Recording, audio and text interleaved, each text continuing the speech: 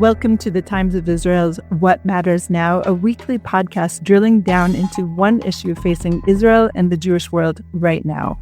I'm your host, Deputy Editor Amanda Borschel-Dan, here with our editor, David Horovitz, in our Jerusalem office. David, thank you so much for joining me today. Sure, Amanda.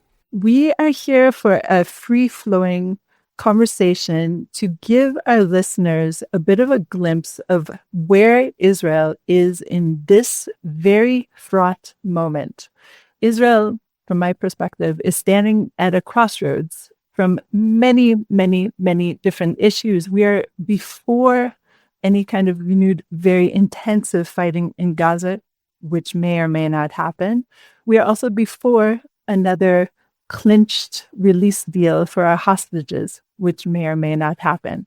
But more than that, taking a couple steps backwards away from the war itself, we are at a moment of domestic strife, perhaps that's the word for it, in which there's so much fraught tensions over everything having to do with democracy.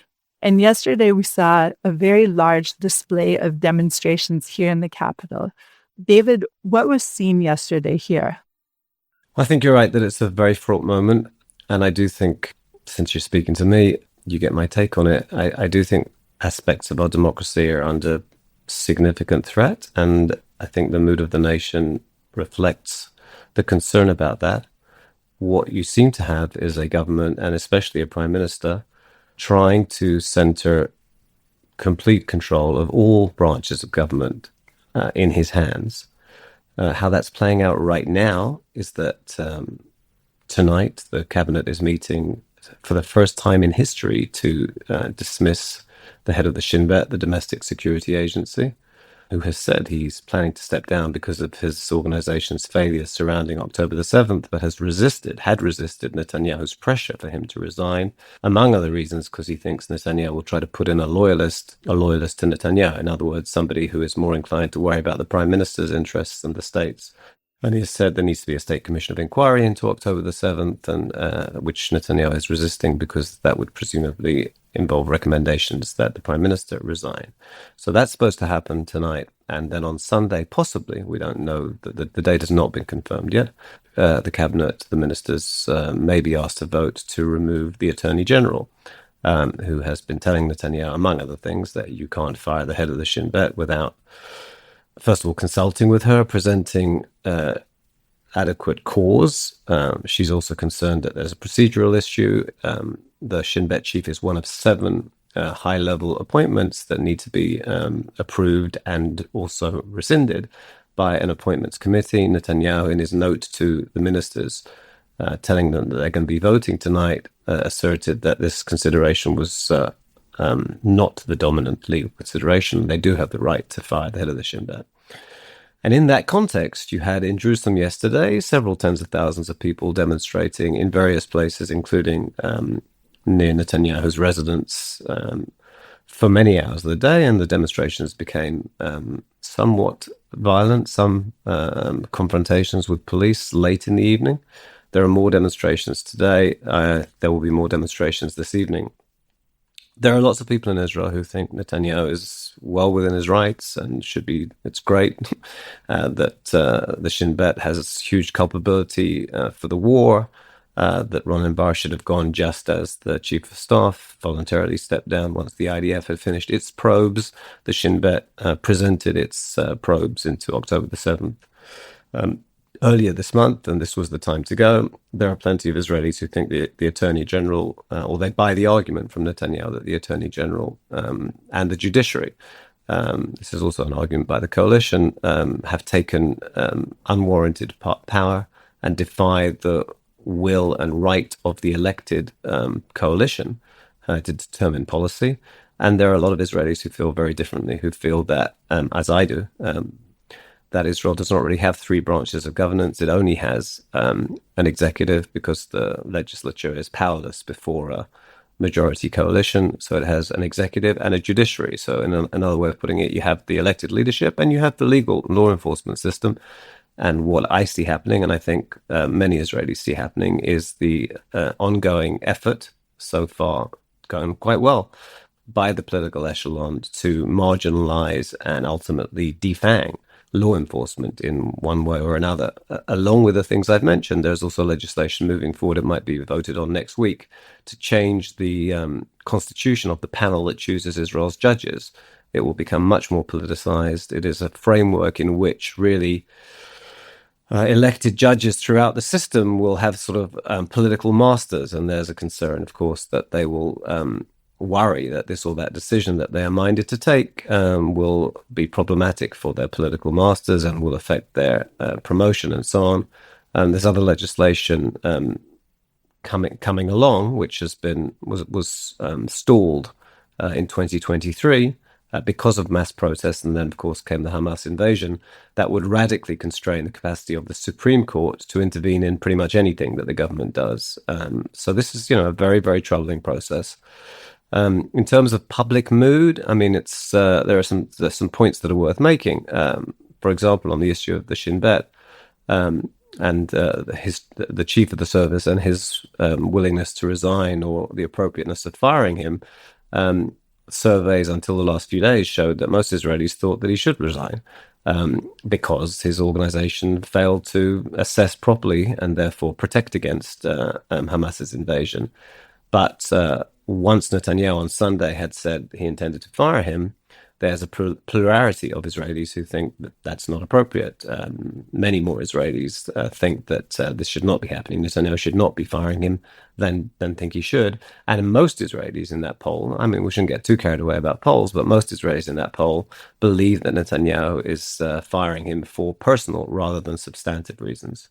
And maybe one last point at this stage, which is, and you mentioned it, there's an investigation that the Shin Bet and the police are carrying out against one or more. I mean, I think more, but I'm not sure how many more are ultimately going to be found to be at the heart of this. But one or more aides in the Prime Minister's office, who it appears allegedly were being paid by Qatar indirectly, but traceably during the war while working for the Prime Minister. And this is a scandal that's become known as Qatargate. There's a pretty far-reaching gag order on what we can say about it.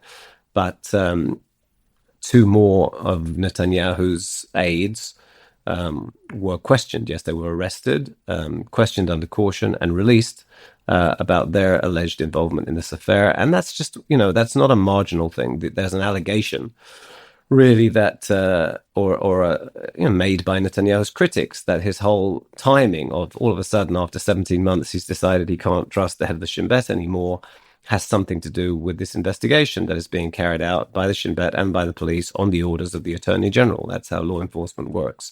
So that too is pretty central to what's going on right now.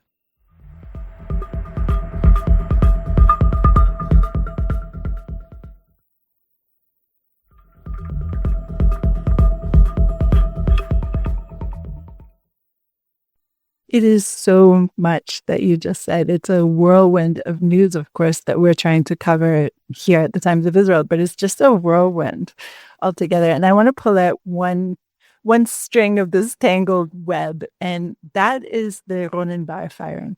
Now, cast your mind back, David. In March, during the first initial rollout of the judicial overhaul, prior to the war, our Prime Minister, Benjamin Netanyahu, fired his then defense minister, Gallant, and the whole country erupted. We're talking about a general strike that happened after that. There was such huge protest for this firing. People, I think the number was even hundreds of thousands of people took to the streets immediately, spontaneously, the night of the firing, the next day, huge general strikes. So many people were on board protesting against this particular move by our Prime Minister. And yes, after Benjamin Netanyahu again decided to fire somebody in a high-profile position, in this case, Ronen Bar, immediately there were responses from, for example, the university presidents who were protesting this move. But I didn't see this huge outcry. I didn't see this huge taking to the streets. And you have to wonder, it could be so many different factors, but it could also just be the factor of we are so beaten down after these 17 months of war that you have to wonder, where should the focus go? Should it go on the collapse of our democracy, or should it go, for example, for trying to get the hostages out of Gaza? Or is it just all so combined and meshed that you cannot separate the two anymore?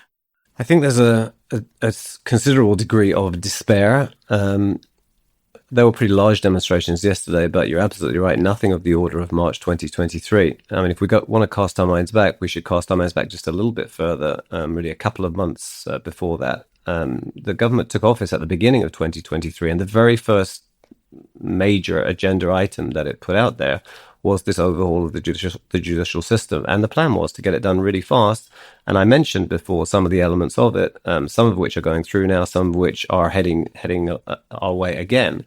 But the goal was to do this very quickly, to radically limit what the justices can intervene on, to change the composition of the Supreme Court, to change the majorities needed, to provide for legislation that could overturn Supreme Court decisions, and so on. And there was tremendous ferment. This was not what the government had run for. The coalition parties, this was not presented to the public as, hey, elect us and we will be radically reforming the judicial system. And it was a bit of a shock. And people were shocked, and people were very unhappy about it, a lot of people, and there were very large demonstrations, not just one. And then it got to the point where the defense minister of the day, Yoav Gallant, publicly, having said this privately to Netanyahu, said, you have to understand, this has to stop. Not because I disagree with the reform, he actually said at the time, but because I can see that this rift is dividing Israeli society, and it is entering the ranks of the security services and the military hierarchies to the point where it is coming to constitute a tangible threat to Israel's security. That's what Gallant said in March 2023, and Netanyahu fired him. And hundreds of thousands of people, as you said, took to the streets because why are you firing the defense minister for the crime of warning you that you're undermining Israel's defense? And Netanyahu was shaken by those protests, plainly. Rescinded the dismissal, did not go through with the dismissal. And then not many months later, of course, in the fall, Hamas invaded, and Israel was then preoccupied with an existential threat, and we're still involved in a war. What's happened since then is that Netanyahu has become more confident and less bothered by public protest. I think he's watched, and I think this is pretty clear, that he's also watched the actions of Donald Trump in the last few weeks. And I think that has further emboldened him. Radical changes being carried out by the President of the United States with no particular concern for opposition in parts of the public. And therefore, Netanyahu has pushed ahead, and he's pushed ahead now with really quite a dramatic move where the head of the Shin Bet is concerned, the Attorney General to follow, and so on. And he's also, he made statements last night about, he posted a statement, and he produced a little video in Hebrew, asserting basically this quote unquote deep state opposition to any right wing government in Israel, and that the whole sort of, I don't even know how to sum it up, but everybody who doesn't support his government and its politics is out to get them, and the various hierarchies that are ostensibly arrayed against him and the right wing in Israel.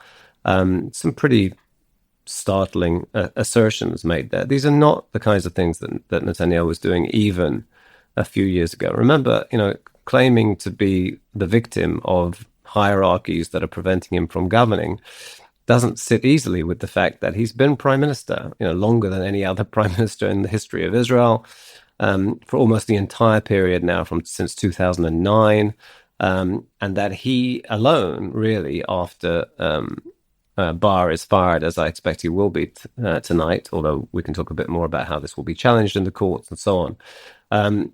He'll be the last one standing, really, in a central position in terms of culpability for October the 7th. And he's the person on whose desk the buck is meant to stop. He is determinedly resisting the notion that he needs to take personal responsibility for being the prime minister on whose watch Hamas openly advertised that it was about to invade, and then invaded and slaughtered 1,200 people.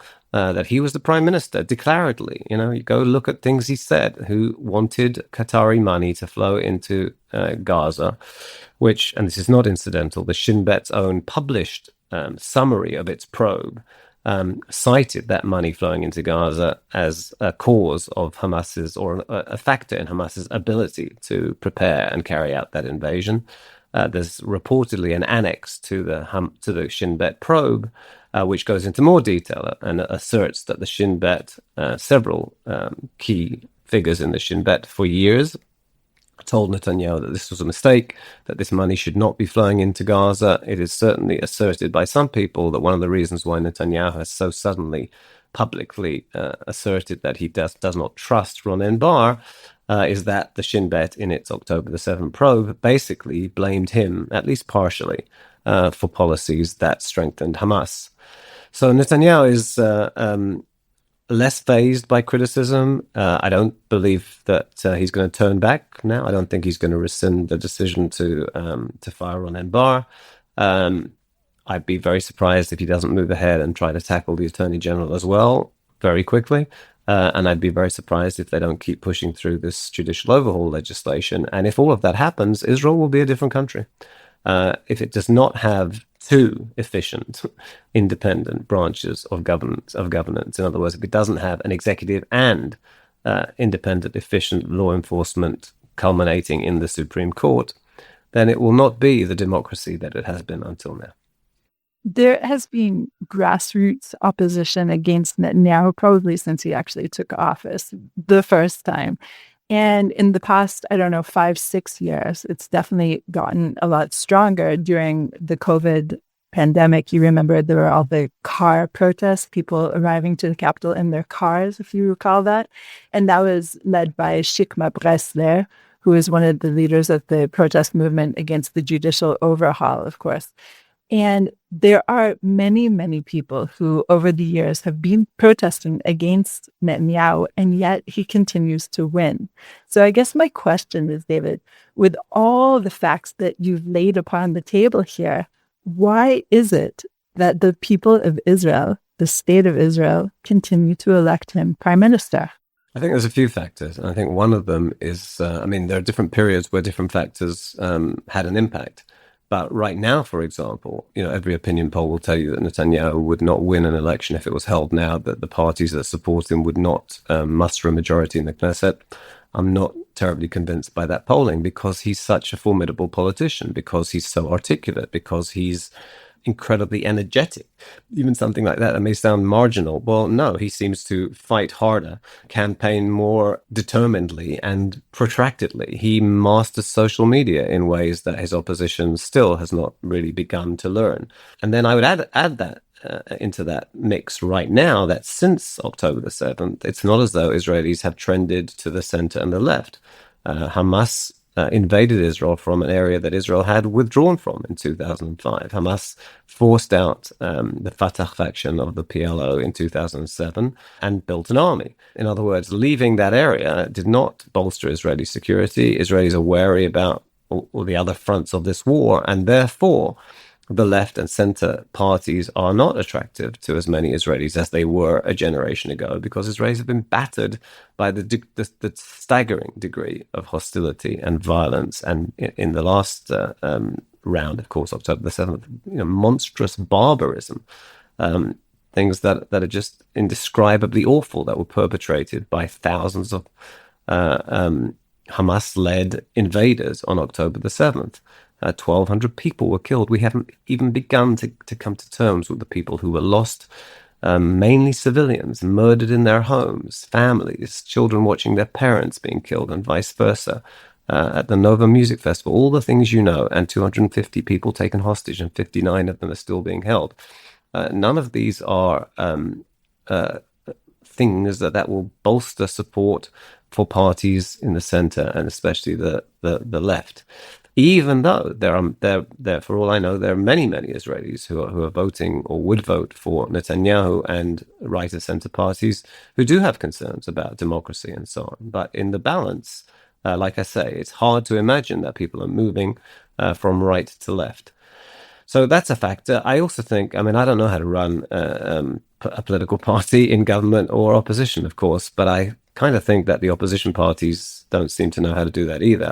Opposition is not terribly effective to Netanyahu. It's not my area of expertise, but the counters to him are not especially compelling, shall we say. And I think he has been blessed with relatively weak opposition. So those are some of the factors. I just add one other thing, which I think is really very important in the context of everything that we've been talking about, which is Israel's vulnerability or its exposure in a region filled with terrorist organizations, states sponsored by Iran, that are trying to wipe the country out. There's a lot of dissent and division in the United States. There are people who love the new administration. There are people who loathe it. There are people who are horrified by the speed with which things are changing there under this president. There are people who are delighted by it. But whatever the divides are, America essentially, just at the most fundamental level, is not in existential peril. Israel is in existential peril if ever it lets its guard down, and we saw what happened on October the 7th. This was the weakest of the terrorist proxies, or one of the weakest. I don't know how you'd grade the Houthis, but it was not Hezbollah, and it's certainly not Iran closing in on a nuclear weapon. This was Hamas in Gaza, where the security establishment allowed itself to believe there was no significant threat. The now departed chief of staff, Herzl Halevi, in a briefing when the army was presenting some of its October the 7th probes to one audience, said the Gaza border was the border I was least worried about. I was much more worried about Hezbollah. Israel's longest border, of course, is with Jordan. Gaza, they were, I wouldn't say unconcerned, but on the relative scale of things, the chief of staff said this was the area where he had the least concern. And yet, look at the horrors that were inflicted on Israel because we let our guard down. And therefore, the danger of having such a divided society, and Netanyahu, say what you like about him, but he is divisive. Anyone who doesn't support him is basically a leftist and a danger to the country. Well, on his watch, the worst thing that has happened to modern Israel happened. So it's not terribly credible to brand everybody else dangers to Israel when you have presided over this most terrible, the worst single day for Jews since the Holocaust, the highest death toll for Jews in a single day since the Holocaust. And to have this prime minister and so divided a country internally is so dangerous for Israel, potentially, again, existentially dangerous because of the unarguable dangers posed by the enemies without. And that's why, we're having the discussions that we're having with this degree of concern and candor and earnestness, because all of us, I'd like to think, certainly all of us delivering and trying to do the journalism that we do, want Israel to survive and to thrive. And we have two things simultaneously. We have terrible threats from without, and we have tremendous division from within. This is extremely dangerous for Israel.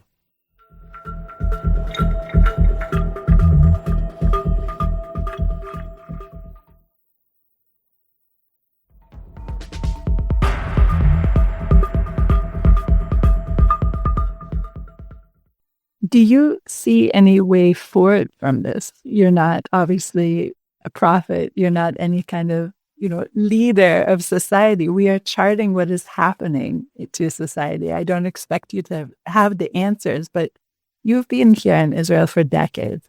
We've been in crisis before, including the Rabin assassination. And the country got back together, in part at least. It was patched up, shall we say. Do you see a way that we can be patched up from this, the crisis of democracy, the hostages, the divisiveness over whether to continue in Gaza with a full-fledged war or to do everything possible to get the hostages out? There's so much at stake. So, I mean, you cited an array of what do I think is going to happen areas. So on the hostages and the war, obviously, I don't know. There was a deal that was approved, drafted to a large extent by Israel in May of last year. For many months, Netanyahu did not energetically push to get it implemented and claimed that it was Hamas that was resisting. It was finally agreed in January. 33 hostages were released, as you know, 25 of them alive, 8 of whom we had known were dead or had believed, feared were dead, and indeed were returned dead. And there was meant to be a second phase in which what is now thought to be something like 24 living hostages would be released. Israel would withdraw from Gaza fully, and there would be a permanent ceasefire declared. That was the framework to which Netanyahu and Hamas were ostensibly committed, and that we have failed to move from phase one to phase two. Israel is blaming Hamas, Hamas is blaming Israel. But the bottom line is that had we continued, that's what would have happened. Now, Netanyahu had said, I can't agree to end the war. I won't agree to a full withdrawal of IDF troops, even though that was in the deal that he had accepted, because, among other things, he said, the world won't let us go back. And I have not understood that reasoning. And indeed, as you can see right now, Amanda, Israel has gone back. It has resumed a military campaign. It's not a full-scale military campaign. It does have some ground elements to it, but it's certainly not a full-scale ground offensive. And yet, the bottom line that I'm trying to posit here is that, of course, Israel could go back.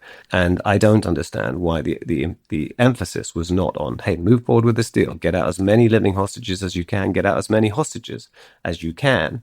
There is no question that Hamas will breach any agreement on a ceasefire because it is determined to destroy Israel. If it doesn't breach the ceasefire, it's no longer Hamas. If it doesn't gear up to try and kill us again, it's no longer Hamas. That would be great. That's not going to happen. They'll breach the deal. And you have a Trump administration that, of course, as we can see, supports Israel resuming a military campaign when necessary.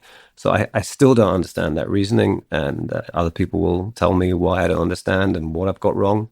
Hard for me to understand how this is going to play out. I don't know. The families of the hostages are desperate.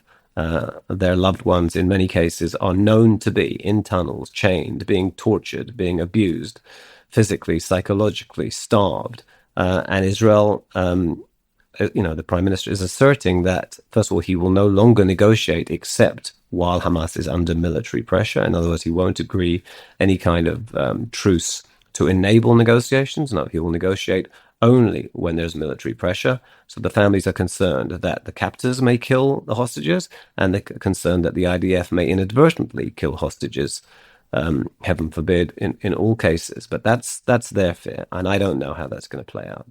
Your wider question about patching up Israel, altogether, please God, right? I don't know. As you rightly said, we're not in the prediction business. We're struggling and trying to understand what is happening. What happened yesterday, what's happening today. Maybe we can get to what's meant to happen tonight. But it's not our business, and it would be foolish to try and predict how things will work out. There are wonderful people in this country. I think most Israelis want to maintain a democratic Israel. They certainly want to maintain Israel as a majority Jewish state. Those are the two broad principles. So long as most Israelis want that, then you have to believe that that's what we can maintain here. If that starts to change, if in fact democracy becomes less important to Israelis, I don't see the majority Jewish state concern ebbing. But I think if those two fundamentals are not broadly supported by Israelis, then the country will not be patched up. It won't be the Israel that the founding fathers anticipated, that the Declaration of Independence provides for. I don't think that's the case yet, and I think there are, like I say, I do believe that there's a majority of Israelis who believe very strongly in both of those foundational principles, which are not easy to ensure the maintenance of, especially in a region and in a period where separating from millions of people who are hostile from you certainly hasn't worked. It didn't work when Israel pulled out of Gaza. Terrible people took over and committed terrible atrocities against Israel, and therefore the notion of keeping a Jewish majority and a democratic state in this climate with those population figures and those challenges, it's not easy. But I still think most Israelis want to do their best to maintain it. Every once in a while, a quote jumps out at me from my high school literature courses. And the one that's jumped out at me throughout this conversation is, "We've come to bury Caesar and not praise him." And much of what you said today is targeted against our Prime Minister, Benjamin Netanyahu. And I wonder, do you fully believe that if he were removed from power, the clock could be set backwards, that democracy would be less threatened, that many of the problems that you've outlined here today could be erased?